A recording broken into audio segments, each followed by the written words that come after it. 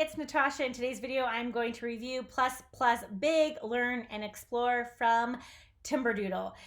I have some other reviews on my channel of some Plus Plus items with the little tiny Plus Plus blocks, but these are the big ones. And so these are super fun. So they come in a ton of different colors. We've got some, neon colors, and we've got some traditional colors. We've got all kinds of colors in here. Now, I want to show you how these work. This is just something my 5-year-old put together. I don't actually know what it is, but maybe that's a cross and some grass. I'm not sure.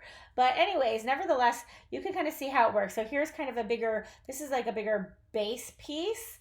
And these other pieces simply go into the base piece. So let me show you an example here. These slide right in here, okay? So you can go like that, but you can also fill it up like this. You can make 3D. You can make all different kinds of things with your Plus Plus Big blocks.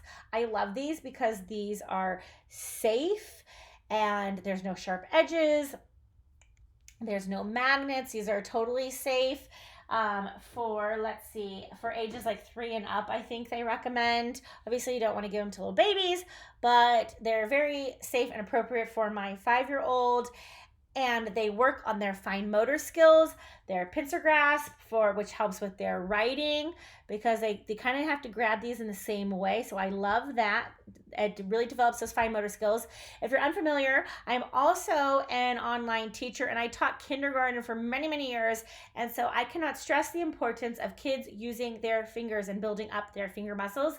And so I absolutely love that these really help the kids to build up those little finger and hand muscles by putting these together. So they slide in easily, but they still have to apply pressure, if that makes sense. So they slide together easily, but they have to apply pressure. They have to hold the two pieces.